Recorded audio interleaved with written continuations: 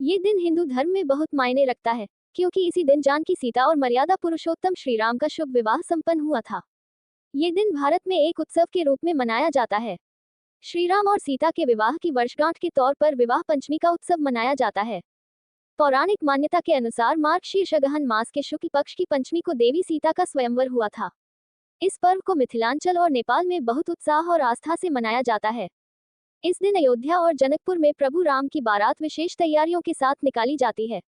विवाह पंचमी को लेकर कई पुराणों में इसका विशेष महत्व है। बावजूद इसके इस दिन कई जगहों पर शुभ विवाह के मांगलिक कार्य संपन्न नहीं किए जाते हैं, यानी कि लोग अपने बेटी का विवाह इस दिन करना उचित नहीं मानते हैं।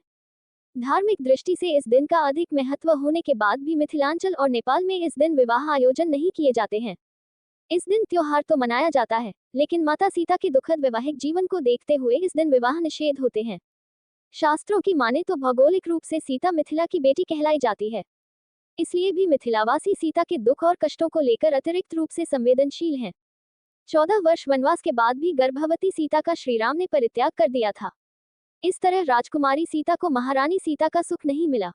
माता सीता का आगे का सारा जीवन अपने जुड़वा बच्चों लव और कुश के साथ वन में ही बीता। इसीलिए विवाह पंचमी के दिन लोग अपनी बेटियों का विवाह नहीं करते हैं। उनके मन आशंका ये होती है कि कहीं माता जानकी की तरह ही उनकी बेटी का वैवाहिक जीवन दुखमय न हो जाए। सिर्फ इतना ही नहीं, विवाह पंचमी पर की जाने वाली रामकथा का अंत राम और सीता के विवाह पर ही हो जाता है, क्योंकि दोनों के जीवन के आगे की कथा दुखों और कष्टों से भरी है और इस शुभ दिन सुखांत करके ही कथा का समापन कर दिया जाता है। पौराणिक शास्त्रों के अनुसार भगवान राम और देवी सीता भगवान विष्णु और देवी लक्ष्मी के ही अवतार हैं। दोनों ने समाज में आदर्श और मर्यादित जीवन की मिसाल कायम करने के लिए मानव अवतार लिया। अगहन मास के शुक्ल पक्ष की पंचमी तिथि को राम सीता का विवाह मिथिलांचल में संपन्न हुआ था।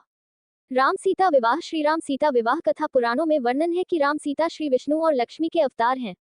राजा दशरथ के घर पैदा हुए राम और राजा जनक की पुत्री है सीता। बताया जाता है कि सीता का जन्म धरती से हुआ है। जब जनक हल चला रहे थे, तब उन्हें एक नन्ही सी बच्ची मिली थी। इसे ही नाम दिया गया सीता, यही जनकनंदिनी कहलाई।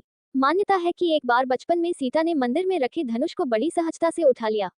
उस धनुष को तब तक परशुराम के अतिरिक्त और किसी ने उठाया नहीं था।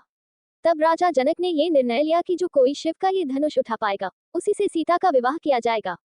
वीडियो अच्छा लगे तो वीडियो को लाइक और सब्सक्राइब जरूर करें। धन्यवाद। जय श्री राम, जय श्री राम, जय श्री राम। आपका सब मनोकामना पूर्ण हो।